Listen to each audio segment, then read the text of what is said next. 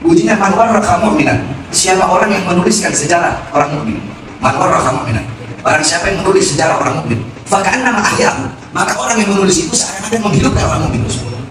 Faman qara'a tarikhahu, dan siapa orang yang membaca sejarahnya, sejarah yang ditulis, maka seakan-akan orang itu telah bersiarat kepada yang ditulis sejarah.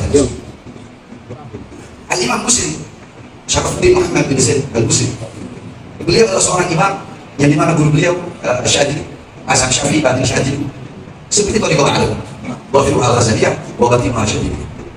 Al-Imam Busiri adalah seorang yang sangat, makanya dalam ayat kan mungkin semua disini pasti sudah tahu bahwa Imam Busiri itu beliau lumpuh sakit, tidak bisa menyusahkan, ya baru setengah. Beliau ini berjumpa dengan Rasulullah SAW. Dalam mimpinya Rasulullah meletakkan kuda kain, jubah kain, selimut itu diletakkan, sehingga setelah beliau kemudian ada beberapa kalimat yang tidak sanggup disampaikan diteruskan oleh Imam Busiri, dan itu diteruskan oleh Rasulullah SAW.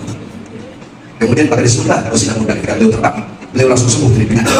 Nah ada satu yang ini saya di situ ditulis fakaifa tad'u ila dunya wa huwa radman laulahu lam tukhrajid dunya minal adab. Sebelum saya bahas itu sedikit, saya bahas lagi pertama. Jadi Imam Busiri menulis sejarah Nabi Muhammad SAW yang dijadikan sebagai qasidah, ada berupa pujian. Kalau maulid kan itu tidak berupa ada dalam Arab, ada alutnya.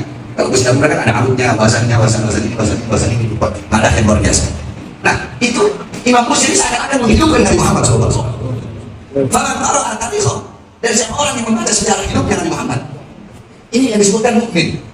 Kalau bikin orang mukmin saja sama seperti contoh silakan kita. Ada orang bikin manakib Nabi Soleh Tanggul, maka itu seakan-akan orang yang bikin manakib Nabi Soleh Tanggul seakan-akan dia telah hidup Nabi Soleh Tanggul. Dan yang baca manakibnya itu, ya, yang baca manakibnya, yang bikin manakibnya seakan-akan menghidupkan, yang baca seakan-akan dia telah berziarah ke sana. Jadi ente orang tadi baca Buddha, seakan-akan ente telah berziarah ke Madinah dengan kaum Rasulullah SAW. Itu maksud daripada hadis itu. Kemudian di situ ada salah satu bait yang berbunyi fakaifa tad'u ila dunya wa huwa radman laulahu lam tukhrajid dunya minal adab. Bagaimana mungkin Nabi Muhammad SAW, bagaimana mungkin beliau, ya, bagaimana mungkin beliau akan tertipu dengan kemewahan dunia, kejayaan dunia, kemakmuran dunia? Fakaifa tad'u ila dunya wa huwa radman laulahu, sedangkan kalau bukan karena beliau Nabi Muhammad, lam tukhrajid dunya minal adab, dunia tidak akan pernah dikeluarkan dari ketiadaan. Maksudnya apa? Dunia ini akan ada kalau bukan karena Nabi Muhammad. Bagaimana mungkin Muhammad bercinta sama dunia? Bagaimana mungkin Muhammad ada ketertarikan sama dunia? Nah, jadi di sini saya menasihati diri saya dan kalian semua bahwasanya apa itu dunia? Dunia syai'un ladzi la yushbihu bil akhirah. Dunia sesuatu yang tidak ada hubungannya dengan akhirat. Jangan dunia untuk dunia itu dunia. Minta dunia untuk akhirat itu akhirat. Bukan dengan pikiran kerja. Silakan engkau kerja, melakukan pekerjaan apapun. Dan jangan sampai pekerjaanmu, hartamu, pangkatmu, jabatanmu itu menjadi sebab putus hubunganmu dengan Allah Subhanahu wa taala. Jauh hubungan dengan Allah, putus hubungan dengan Allah Subhanahu wa taala. Coba liman takut dunia dalam keadaan sungguh beruntung orang-orang yang meninggalkan dunia sebelum dunia yang meninggalkan. Apa maksudnya meninggalkan dunia? Tinggalkan perkara-perkara yang membuat kau lupa kepada Allah. Tinggalkan perkara-perkara yang menjauhkan kau dari Allah Subhanahu wa taala. Tinggalkan perkara-perkara yang memutuskan hubungan dengan Allah. Jika harta menjadi sebab engkau jauh dari Allah, tinggalkan harta itu. Jika pangkat jabatan menjadi sebab engkau jauh dari Allah, tinggalkan pangkat jabatan tersebut. Apapun itu, perkara apapun yang menjadi sebab hubunganmu jauh, apalagi putus dengan Allah, tinggalkan harta tersebut. Sebelum dunia yang tinggalkan. Karena saudara-saudara saya orang-orang zaman sekarang ini orang-orang zaman sekarang kita lebih memilih kehilangan Allah karena dunia daripada kehilangan dunia karena Allah SWT. Kita lebih memilih kehilangan Allah karena harta, pangkat, jabatan daripada kehilangan harta, pangkat, dan jabatan karena Allah SWT. Di masjid-masjid kalian, di musola-musola kalian, di surau-surau kalian, kita dengar, ayolah sholat, kalian bekerja, kalian yang kokol yang berdagang, kalian yang duduk di kursi-kursi kekuasaan, berhenti dulu, ayo sholat, ayo beribadah, ayo kembali kepada. Tetapi yang bekerja tetap dengan pekerjaannya, yang berdagang tetap dengan dagangnya, yang dengan urusan duniawi tetap dengan urusan dunianya. Mereka lebih rela meninggalkan Allah karena harta, karena dunia daripada kehilangan dunia karena Allah Subhanahu wa taala. Mereka mengabaikan panggilan Allah demi panggilan perutnya. Mereka mengabaikan panggilan Allah demi panggilan perut. Maka orang seperti ini bagi saya nilainya sama dengan sesuatu yang keluar dari perutnya saudara-saudara. Oleh karena hadirin sekalian bagaimana Muhammad? Saya pernah Aisyah ketika beliau berdiri di depan kuburnya Rasulullah. Apa kata beliau? Ya aman yang bisa hadir. Jangan kharaja min dunya wa lam yashfa fatahu wa lam yumsi sa'id. Jangan anda dengan Tuhan layani min harfin min sa'id. Wahai manusia yang tidak pernah berpakaian sutra, wahai seorang manusia yang tidak pernah minum dengan susu yang empuk, wahai seorang manusia yang meninggal dunia dalam keadaan perutnya kosong, belum masuk sesuatu apapun, walaupun sekedar roti yang kering. Padahal Rasulullah untuk dunia Allah kasih buat Rasul, orang dunia akan pernah ada Rasul dalam mudah. Dan dia bagaimana Rasulullah SAW. Dan yang terakhir, yang melanggar aturan layanan berkhawfin hari sakit. Wahai seorang manusia yang tidak pernah tidur sampai jam 6. Kenapa? Karena takut kepada neraka Allah. Nabi Muhammad masih takut kepada neraka. Padahal Nabi Muhammad itu bukan hanya masuk surga, tapi surga Allah ciptakan dengan Muhammad. Dan beliau masih takut kepada neraka Allah. Kita salah. Masuk surga. Semua masih takut kepada neraka. Dunia ini punya ujungnya kita, dunia ini punya kakek kita. Bukan, bukan ada fungsi. Walakin jangan disambung, walau rumah itu. Engkau mulia dari seorangmu, mulia kamu. Kita boleh, orang pasti, akan bukan yang bisa disampaikan. Kedudukan disampaikan dengan fasih, mudah betul. Maka jangan disampaikan dengan orang dulu, bisa disampaikan dengan betul.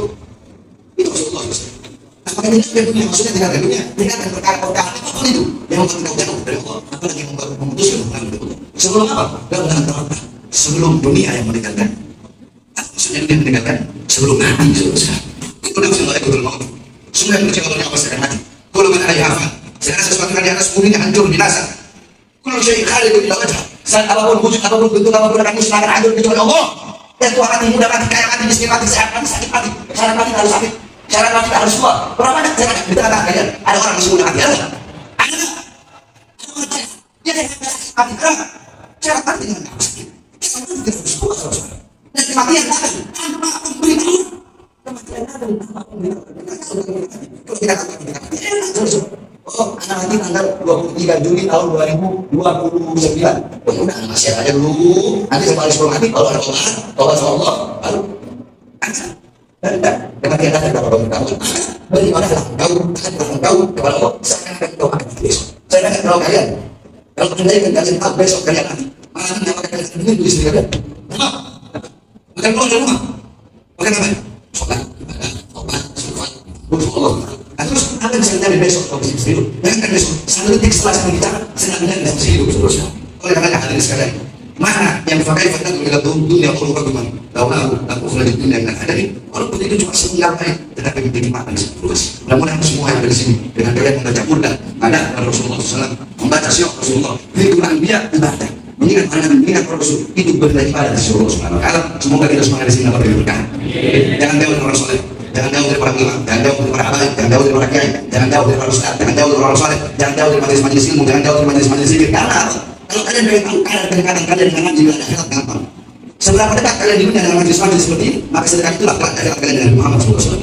Kalau di dunia kau dekat dengan majelis ilmu, majelis zikir, majelis salat, dia pasti di akhirat kau dekat dengan Muhammad. Kalau di dunia kau jauh dari majelis ilmu, jauh dari majelis zikir, dia pasti di akhirat engkau diharamkan kedua mata untuk memandang wajah indah dari Muhammad SAW. Sedangkan orang yang rugi, orang yang celaka di akhirat, bukan orang yang membawa banyak dosa, tapi orang yang paling rugi di akhirat, orang yang kedua matanya diharamkan untuk memandang wajah indah bagian dari besar Muhammad. Karena pada sahabat-sahabatnya pengen masuk surga, bukan dari mana dari surga, mereka pengen masuk surga satu ibadah apa? Dulu berkumpul bersama dengan Muhammad SAW. Allahumma syarifna amin wa yadi sayyidina Mustafa Rasulullah sallallahu alaihi wasallam. Kita akan tahlilan haji dan tahlilan banyak umur. Dia banyak umur. Kita semua banyak umur. Allah berikan kekuatan dan angkat kita untuk Allah Subhanahu wa taala untuk memimpin kita semua, memberikan nasihat, nasihat dakwah oleh khidmat Islam muslimin. Untuk melayani umat Islam, menyebarkan Islam. Karena kami para habaib, kami adalah pelayan umat, kami adalah wilayah, kami adalah pelayan umat. Sebagaimana kakek mereka pelayan umat, kami adalah wilayah, kami adalah pelayan umat. Oleh karena itu saudara sekalian, mudah-mudahan kalian keluar dari majelis itu Allah bersyukur dosa-dosa. Dan ini saja sedikit yang saya sampaikan karena saya datang kasih ada tentang kapal sedikit. Maksudnya jadi ini saya sampaikan kurang lebihnya saya mohon maaf. Dan saya lagi orang tua kita kita berikan umur panjang. Amin. Allah berikan umur yang panjang. Sebab beliau ini orang tua saya juga, orang tua kami nanti orang tua saya juga. Almarhum abah saya, apa yang kami kita gerak saya dan semua orang. Kita dari tentang beliau saya tahu belajar aku pasti dia mengenai dengan keluarga saya Allah Subhanahu saya umur kita lah kita juga semua amin ini saya sampaikan kurang lebihnya. Assalamualaikum warahmatullahi wabarakatuh.